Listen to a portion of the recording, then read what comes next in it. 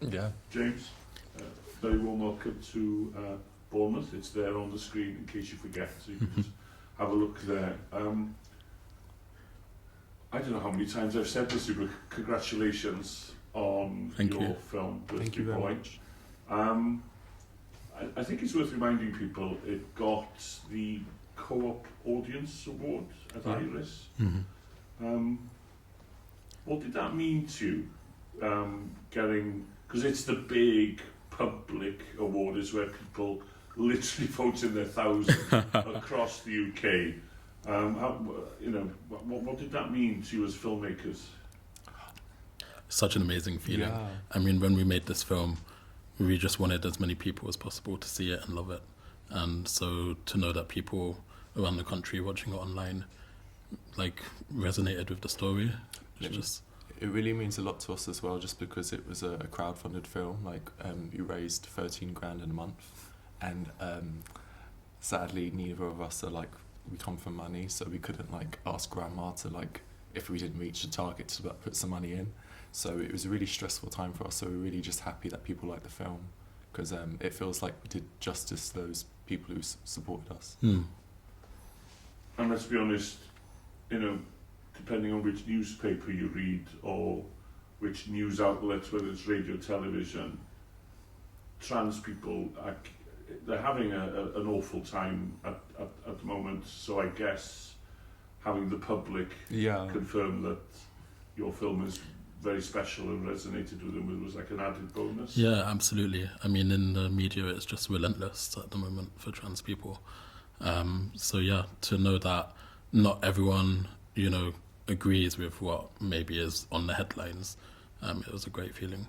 It's nice to see that people still have empathy in a world that every day we have less. So it's really nice that people support the story, even if they don't, you haven't been through that experience. Yeah, actually, I mean, that was one of the major things we wanted to achieve with Birthday Boy, was almost for audiences to be able to find a friend in Alex, and to maybe understand someone whose experience is different to theirs that way. We're going to talk over the next 40 minutes or so about the film, obviously. We're going to talk a little bit about your backgrounds, how you got to meet, and the way you work together. But maybe to begin with, I've just got to congratulate you. I think you've created the scariest school on the planet, from the opening scene where you're totally disorientated with that. Well, it feels like a one shot as far as I'm concerned anyway. And if it isn't, it looks really authentic that it is. It is actually. It is one shot. Well, that's an achievement.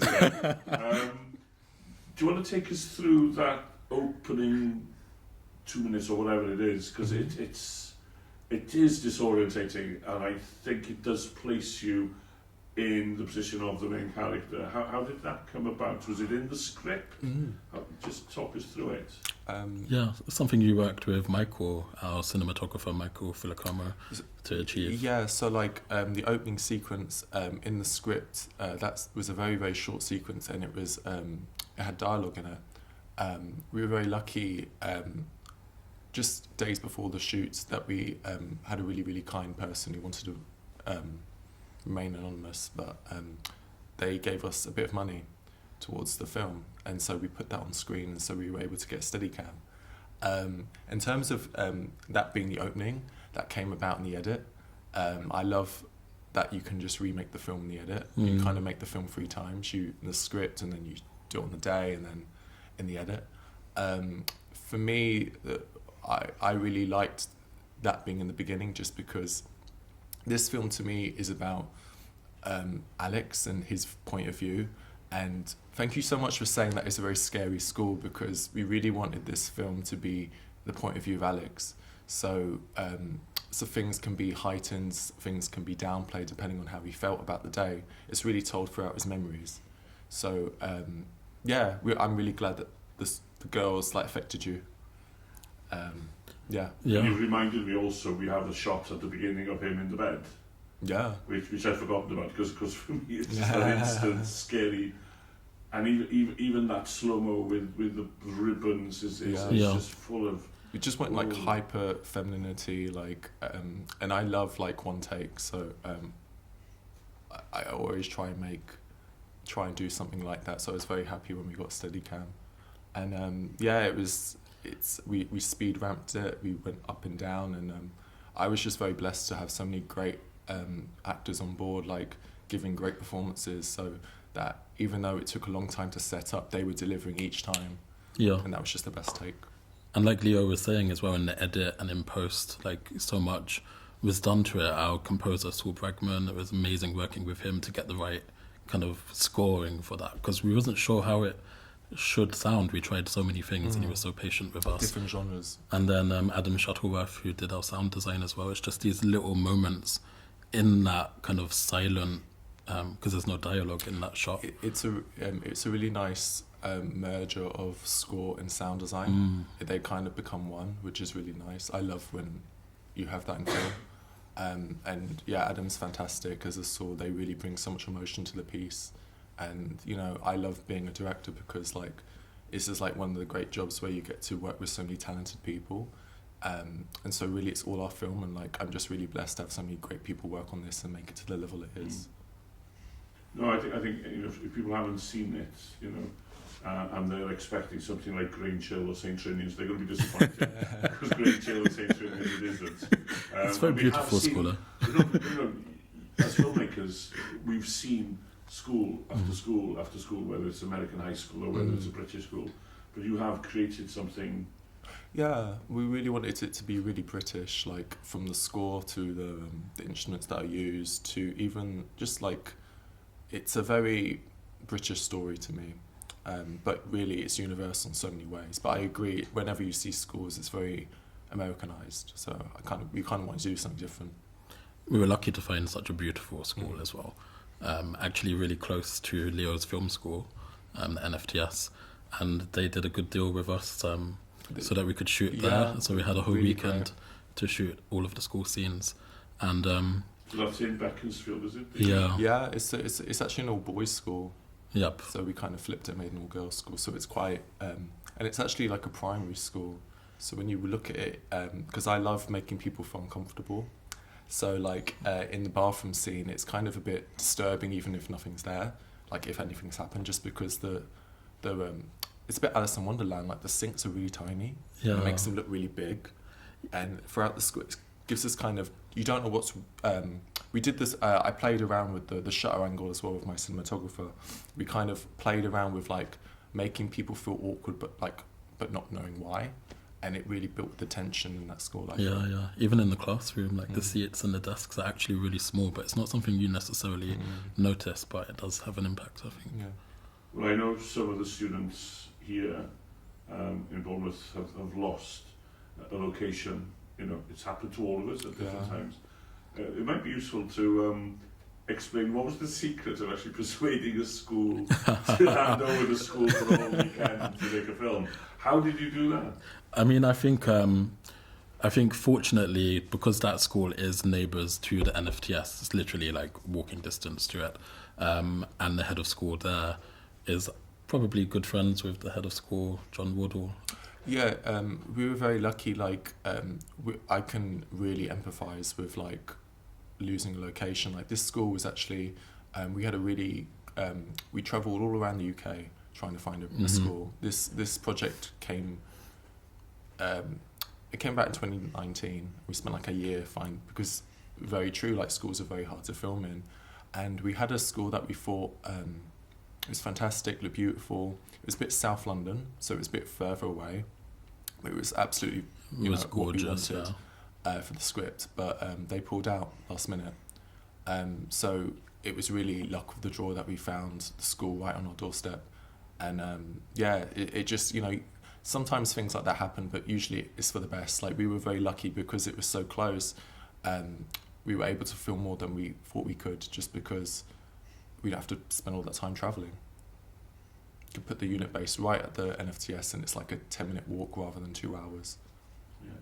I don't want to dwell too much on it, but I can almost imagine if it was filmed in a 1960s comp, it would have been a different feel to it. And I'm almost expecting the pupils who are privileged to be actually better, Yeah.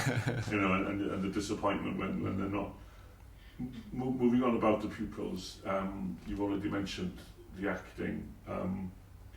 One of the issues, obviously, with the trans community is the lack of opportunities.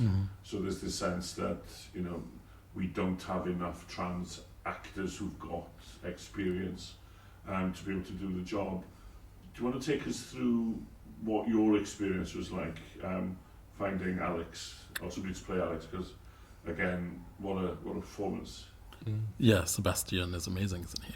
I mean, from the very beginning, obviously we knew straight away we need to cast a trans male actor for the lead, but we also wanted to create opportunities for as many trans people and LGBT people as possible. So from the very beginning with the Kickstarter, we invited different trans people to come and speak about their experience in school with bullying and growing up. So for example, Maxine Heron, Campbell Kenneford, Cairo Nevitt, and that was a great moment for us, I feel. And we also did like a big social media campaign where we got people all over the world to share their stories of being trans, and it created this amazing community online, which is still there to this day. You know, we have such a great social media following. And yeah, so then when we went to call out for actors, one of the things we did was put a call out online, and social media really helped kind of push it and find people. And we did a totally open call and we auditioned over 20 trans male actors, and that's how we found Sebastian. However, it wasn't easy either to find trans actors.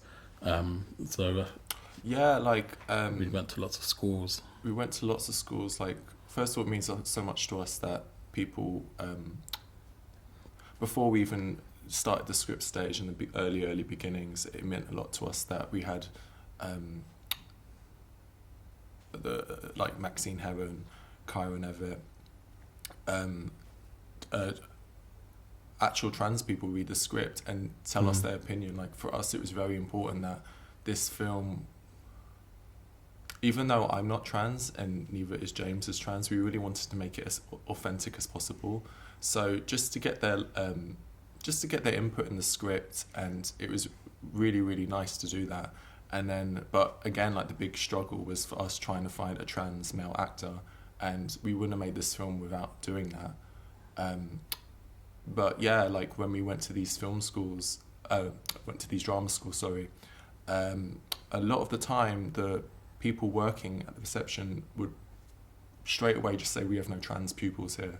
And I just thought that's very strange to just assume that maybe someone's not in stealth, or, you know, so it was quite a struggle for us, but that didn't really stop us. We went and put them on the boards to all the drama schools, and then for us it was very important to not let this be something about money or being elitist. So, you know, drama school is very expensive, so we really did an open call out on social media and posted in loads of forums, posted on, you know, everywhere, and we were very, very lucky and grateful to have 30 people come to our audition, and, you know, a very talented bunch of people.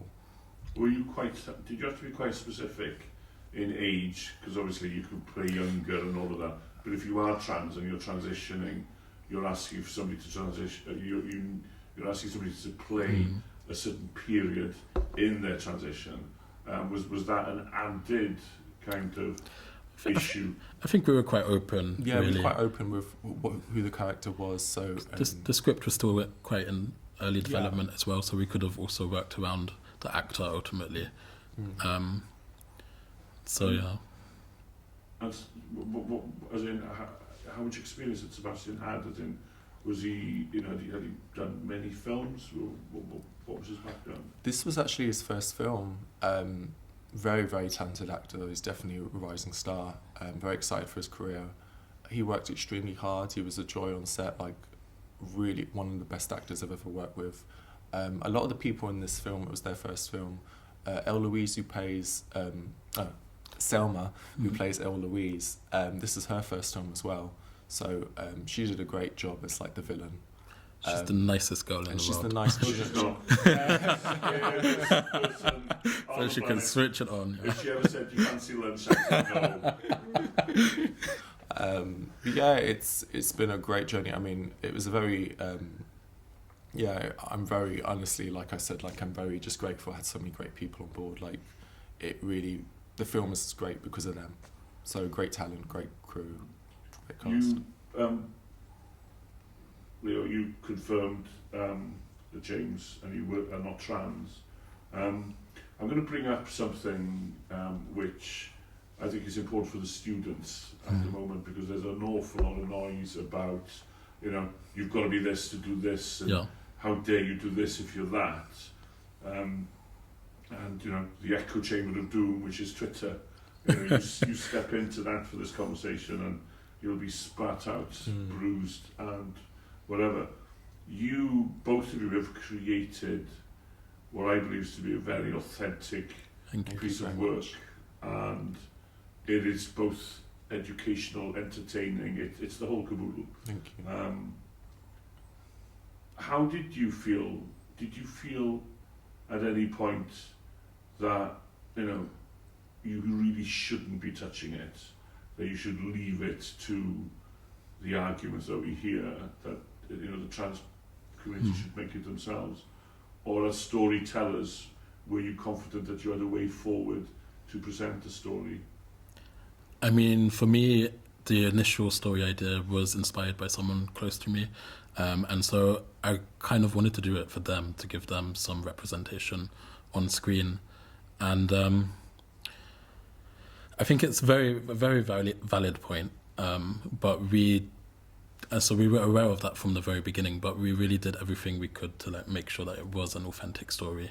And as queer people, I think bullying is something that we all experience in schools. It's sadly, like, most people can like relate to bullying, and so like for me, like I'm new in my career, you know, so like I come in it with like my take on things. So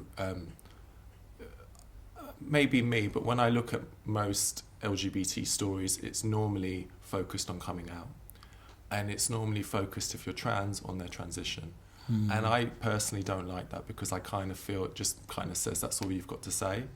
So for me, I kind of felt like all the points are very valid. Like I feel there definitely should be trans filmmakers making trans stories, because like it's more authentic, and it's just like it's their right, and there should be more of them in the industry. But I kind of felt like I'm not being a great ally if I don't talk about this. And I really, for me, it was quite important, film, because for me, sorry, let me say that again. Film is quite important to me just because it can change people's opinions. So a lot of the films, at least in 2019, it's a lot better now for trans male representation. They kind of just say this, like if they show a trans character, to me, it's like a lot of the films, it's kind of a shock thing, or it focuses on their transition, or it has a really unhappy ending. So a lot of the times, you know, it just kind of says, well, you're not worth anything. So for me, I kind of wanted to do this rather than just do something about a gay character, just because there's so much on TV and I don't really see much trans representation. So I came up from a, I came out trying to do something good in intent, but I completely get that some people might get offended by that. But, you know, I don't really like cancel culture, and I just feel like sometimes people like to get on the bandwagon of something just so they feel... Well, I think, you know, let's be honest, we're on a tour, we're travelling all over the UK, and the audiences and the trans audiences that we've had have all enjoyed the experience, you know, as much as you can. And they can, and moving forward, obviously, because, you know, I've already written the sequel for you, where they disappear on honeymoon, etc., etc. But I was reminded by an incident in one of the Q&As we did earlier, where I was clearly advocating the romance that would follow on, and then somebody else was very clearly pushing the importance of friendship, and how friendships are not maybe given the airtime.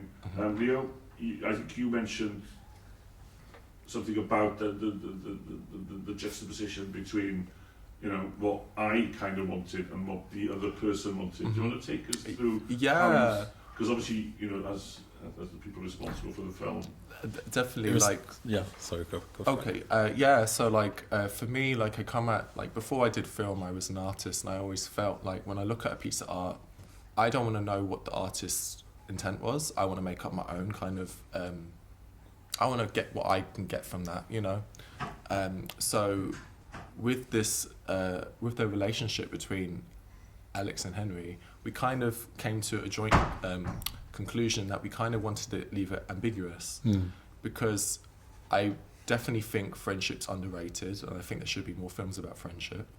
And I also think it's very important to give a trans lead character a love interest, because you don't see that enough. So I kind of don't want to say what at least my kind of view of what their relationship is, and I kind of like that people get what they can from that, you know, and it should be they make up their own mind of what happens next. Exactly. Yeah. Yeah, it's funny because it's something that we spoke about a lot while we were writing and editing. So I love that people are kind of picking up on that and making their own ideas. I'm not going to get hysterical, okay? But am I wasting my time waiting for a sequel where they go on holiday? Who knows? I mean, we'd love to continue it, actually. But Someone give us money. Musicals work really well. Okay, I'll move on. Let's finish with the film by focusing on, we've already mentioned the scary people, and one in particular. You've actually made the person quite sympathetic as well. Good, yeah. And I thought that was a really interesting. Don't get me wrong, I think she's a nasty piece of work. Yeah. But you somehow managed to explain things, not necessarily justify things, because bullying is bullying. How much time did you spend in getting that balance for that specific character?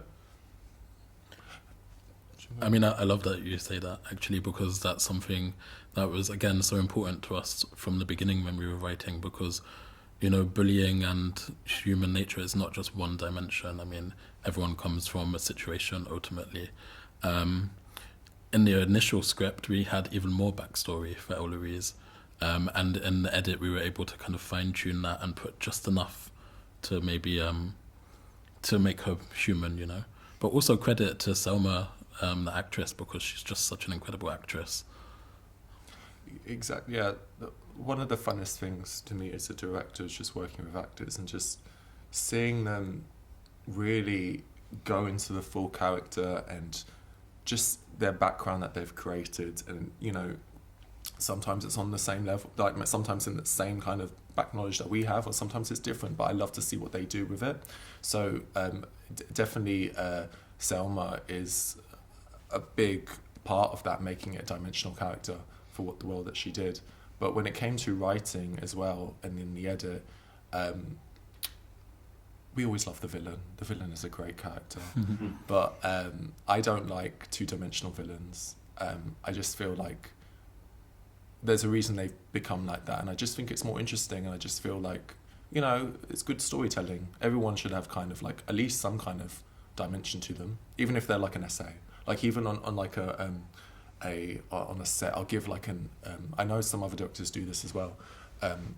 I'll give an essay a name. I'll give them a background, just because it's fun. You know, you come this way, like it's you know, people want, if they're in the film, like if they're acting, you want to play a part. You don't just want to say some lines. So it was really important to me that even though this is Alex's film, it'd easily be a sequel about her.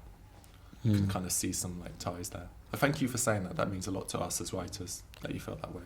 And in this sequel, because I was actually going to suggest that, but to tie it up with the beginning, we talked about the climate at the moment, and you know, she does represent part of you know, the nastiness. Mm. Is there hope for people like her, do you think? You know, in terms of redemption, possibly. I mean, we did actually. It's amazing the stuff that we've cut out of this short. Like, we did have some kind of redemption arc for her, but I definitely think so. I think like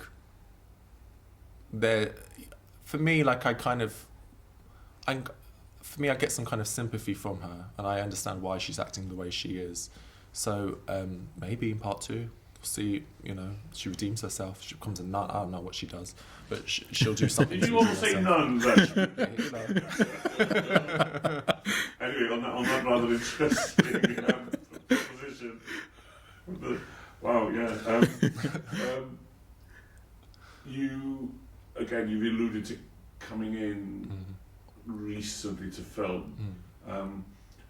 Together, both of you give the impression that you've been doing it for a long time. Successful crowdfunding, which I know filmmakers will be going on for decades and still can't get that together. How did you find each other? I mean, we've worked together for years and years. As Leo said, he was an artist before I'm an artist, so we exhibited together. We've just done so many different kind of projects together. So then when Leo started studying at the NFTS, it kind of just made sense for me to help out on a lot of his projects there. I ended up almost as if I was a student at the NFTS, even though I wasn't studying there, everyone kind of knew me. Stop that. You used that word art. You know, what does that? What you said you worked in art here. Well, what does that mean? Artist. So, Artist. It was installation work. Have you been chiseling away at a block of ice? Have you been doing? What exactly were you doing? So I used to do installation performance work. I did a degree in photography, and then I kind of moved more into like installation performance video, and then I've made the jump into film. But for us it was more about like the concepts and stuff. There were no rules. But James is more of a fine artist than he does all sorts of mediums of painting. I mean, I feel like it was our kind of naivety was almost like a strength when we were writing this, if that makes sense. And we learnt so much through making this film. I mean, at the same time as making Birthday Boy, we were also working on Leo's graduate project. So we had 2 quite big projects on the go at literally the same time. Very different time as well. Yeah. Before we move on again, just going back to the art, which fascinates me because it feels as if it's gone, and I want to know more about it because I really don't know much about you anyway. But was that period also influenced by LGBT issues, or was your canvas slightly broader? Mine was. Yours was. Yeah, I mean, I do a lot of abstract work, but behind that is definitely like my own experiences as a queer person. And I think like over the years, I've realized like the strength in focusing in like queer stories and what I kind of have experienced and what I know. And going forward, I think that's something that I will continue to do, especially in film. Yeah. Because these are stories that we can tell in that sense, and people actually surprisingly want to hear. You know, like there was a time in my life where I was like trying to be more than just like a queer artist or just tell queer stories for whatever medium. But it's just I'm very proud to be queer. I'm very proud to tell these stories, and I think at least I'm living in a great age now where I can see people like me on film and TV. A couple of years ago it would be a stereotype, whatever, but then that was still some visibility, and then a couple of years before that, none. So I want to make sure there's more like things out there, just for like people can feel like they're important and they matter. So that's for me, like it's taken me a long time, and I kind of feel this is my core now. I just want to make queer stories and tell those important stories that need to be told. You know, there's loads of other people doing straight stuff. Watch that. Like I'm fine. Like, I've got my own path. You know. That's interesting to know that it's a continuation in one way. I can also see how photography lends itself to where you are today. But do you, is there anything about film that makes you think of a bigger audience is that another draw? You've talked about performance art, you've talked about installation work. Now, I love that stuff as well. But Yeah. I also know, you get very excited when 50 people turn up. Whereas, with Birthday Boy going on to all four shortly, 1 million people saw the Iris work the year before. So the numbers are slightly bigger, aren't they? Yeah, it's amazing. Is that something that attracted you, wanting to reach more people? Yeah, I didn't really think about it, just because I make the work for myself, but it's definitely, when you're working from, it's very different to art, just because there's more rules. You've got to be slightly more polished because there's people judging it. But for me, like, I'm very happy, like, I'm glad that more people are seeing my work than they would have, like, at an exhibition. Yeah, the Channel 4 thing is incredible for us. Thank you so much. And also just watching the film in cinemas, the Iris Prize was such a great experience, and we always talk about this moment where Heather Small was behind us, reacting to everything in the film, and we didn't realise until afterwards that was Heather Small, and we was like, wow. She came and spoke to us about the film, but you just never know, like, who you can reach now, and yeah, it's great having more people nice. being able to appreciate the work.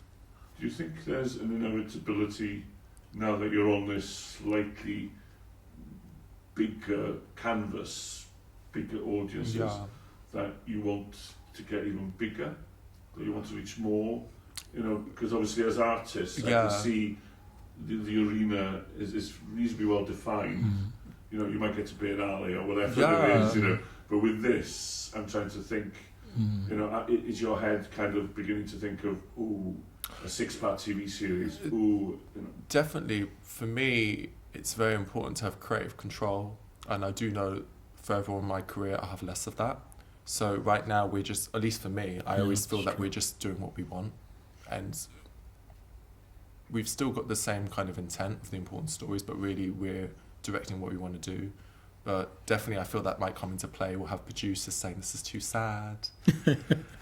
No, I don't understand this. Like, I know that when Russell T Davies, when he did It's a Sin, I think it took him like 8 years, something like that. He had to wait till the commissioner was gone. I think they wait like 4 years or something until he can make that, just because they didn't want to. Can you imagine Channel 4? They didn't think there wasn't an audience, and then they said, let's just start right bang in the middle where everyone has AIDS. So yeah, but we're kind of prepared for that, and we'll still we're not gonna. At least for me, I'm not gonna I'm still gonna stick to my morals that I've said. So even the money has to be good, but that is paramount for me. Yeah, but yeah, we're working on other projects. We also produced and directed a music video last year, which was really fun for a queer music artist, Crisp and Classy. Really fantastic. And that was a great experience as well, and that just goes straight up onto YouTube, so it can reach loads of people there. But yeah, we definitely want to keep making work together. Yeah, I find it surreal that still people are watching this film. Like, I know the film's good, but for me, it's the weird sensation when someone watches your work, or even having your work online. Like, it's like, so I'm listening. Be 1 million people, could be 100 people, could be one person. I'm happy, True. And do you see, if I was talking to actors, you do very say you do a few features, but I'd love to go back and do a bit of theatre. Do you see the same thing with both of you, that I've just finished this, the 6-week whatever for whichever broadcaster, but yeah, we're going to spend the next 4 months in Brighton doing an installation piece or something? Or do you think you've opened Pandora's box and that's it now? There's no going back? I feel like I'm constantly doing so many things all the time, so I'm still making art. I haven't exhibited as much recently because film work really it takes a lot of time. But yeah, I will definitely continue making work. I don't know if we would make artwork together anymore, but if who knows, there's a that check, could be I'll interesting.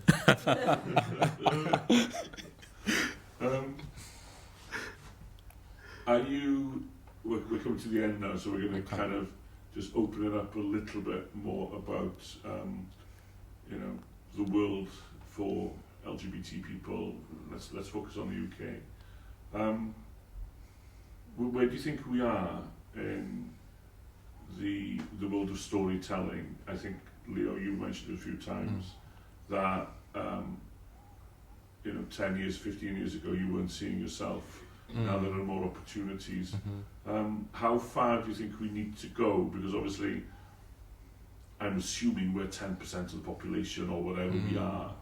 So, you know, I'm sure some of the broadcasters don't want their TV channels to become too gay. No. But what is gay enough? You know, more work can be done. Like, I'm very happy, like, I'm living in this age, and you know, a couple of years before, and I don't know what the future brings, but just, you know, definitely more to be done. Like, I generally, when I see LGBT stories, it is focused around gay men. And then there's hardly anything about, like, pansexual people, trans people. Like, there's a whole kind of... Yeah. And also LGBT people tend to be like the side character, you know. That's another thing that was so important with Birthday Boy, was putting a trans man, but also as the lead character for a movie. And I think that's something we're not seeing much of still. You know, it's amazing when you see something like Eternals and you have a gay kiss in it, and, you know, it gets banned in some countries, but they still go ahead and make it. Yeah. But still, not many leading roles. Or if it is, it's focused around some kind of... when I look at this film, I'm happy about this one because it's taken a trans character and it's put them in a film that could have been played by anyone. Because, yes, they're trans, and you see a bit of their transition, but it's not focused on that. It's about bullying. So I'd be happy when we can just have gay people playing just any character, trans people playing any character, you know, getting to that kind of point, you know, where we don't have this divide. But until that time comes, we need to put more trans people on screen. We need to put more people in HOD positions to make that happen. That's what I would like it to be. I like it to just be like, it's just that. There's no, you know, one day. And, you know, what do you think is holding progress back? You know, it's almost with diversity, you can almost say the BBC are now happy for a Welsh guy with a Welsh accent to read the news. Even important news, even election night is kind of, we can be guided by somebody with a Welsh accent. You know, can you see a situation where somebody who happens to be transitioning would still be allowed to be the news anchor? Do you know what I mean? We're a long way away from that kind of diversity, are we? And why are we? Is it because the British public are not ready for it? Or is it because the commissioning editors are not brave enough? You know, what do you think? I mean, there's definitely an unfortunate backlash, and some people that are still anti-LGBT and especially anti-trans, which is just such a massive problem. But I don't think it is the majority, and I don't think, you know, winning the audience award kind of, for us, kind of shows that as well, that that's not the general belief, and that is a small part of the population. And I think, yeah, there needs to be a bit more bravery in terms of commissioners and people at the top to not be scared to put... Yeah, like, why shouldn't someone who's transitioning be reading the news? That's a great question. I feel a lot of people draw from what they know, and I just feel that, sadly, there's a lot of, when it comes to trans issues, people think that doesn't affect them. People think that, oh, I don't know any trans people. People are very, at least the older generation, but I don't like saying that because that sounds really ageist, but it's generally a kind of thing of like, oh, this is the way that films have been told, this is the way that things are done, and they kind of stick to that viewpoint. I remember Oprah talking about racism, and she said it best: these people just need to die. Don't think that about the people, but I'm just saying, like, sometimes there's kind of these some people don't change their views, and, you know, there's just always going to be these kind of people, but it is a vocal minority of people. It gives me hope that we won the Audience Award. I generally see people, the youth in this country, are very active about equality and rights, and I just don't really, you know, I still don't understand why, like, when did it come, like, at the norm for there to be just so, people to just prejudiced about your gender, your like sexuality. It just still bizarres me. Like, I just don't understand why people are still caring so much about other people, like going to the bathroom, caring about, it's just ridiculous. It's absolutely. You should wear pink, you should wear blue, like. It is, maybe ever since I was young, I was just like, this is really bizarre. So for me, like, I kind of feel like I'm in the Truman Show or the Twilight Zone, one of them, and just be like, why are we still having this discussion? Why shouldn't they be on TV? Sometimes I just don't understand, and I just realise, some people's views, they just don't change. So, because try and finish on a positive note, as in I'm kind of thinking about the students who will be leaving Bournemouth and entering the workplace. As an LGBT plus identifying student entering the film and television world, do you think it's a safe space for them now to be open about their sexuality, or is there still a need for them to consider where and when they are open about their sexuality or their gender? I think people shouldn't let other people dictate to them what they want. So if they want to come out, they should come out. They shouldn't let someone tell them, make them feel any kind of way. That's what I feel. Yeah, I mean, it's unfortunate as queer people that we do have to like come out over and over again in our lives.